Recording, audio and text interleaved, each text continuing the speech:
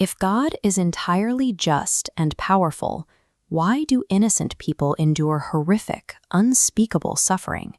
It is the central, haunting question of our existence. Historical atrocities like the Holocaust shatter the illusion of a fair and balanced universe. Holocaust survivor and Nobel laureate Elie Wiesel turned to the Book of Job to wrestle with this exact dilemma. The Book of Job is a radical, cosmic courtroom drama designed to put the justice of the universe on trial. In the land of Uz, Job lives a life of immense wealth, a perfect family, and undisputed righteousness.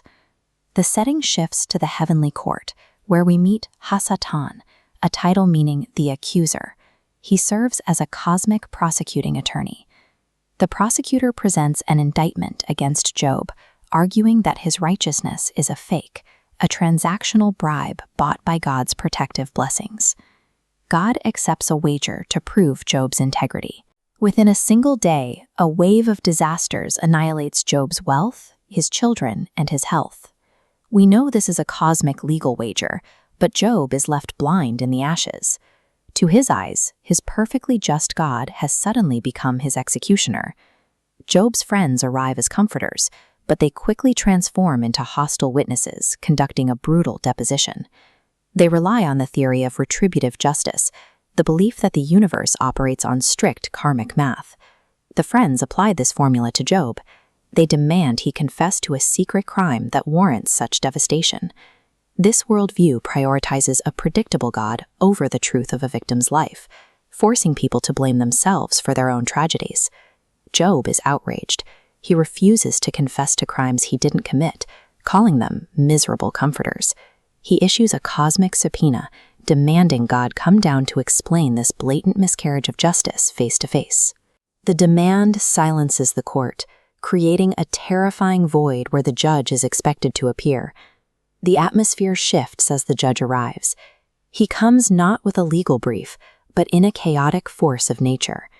Human demands for neat, logical justice are about to meet a reality far more terrifying. God speaks from the whirlwind, but ignores Job's lawsuit and the wager. Instead, he takes Job on a dizzying tour of the wild cosmos. The speech reaches its peak with the presentation of two chaos monsters, Behemoth and Leviathan. Leviathan is a creature that cannot be tamed, reasoned with, or subjugated by human morality.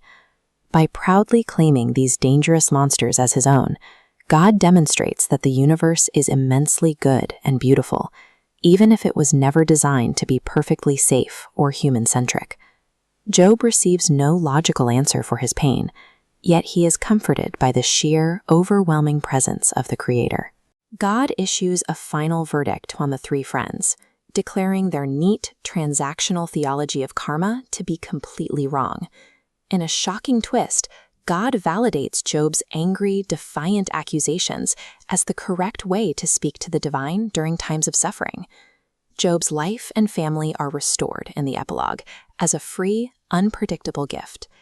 The Book of Job liberates us from needing to perfectly decode our pain.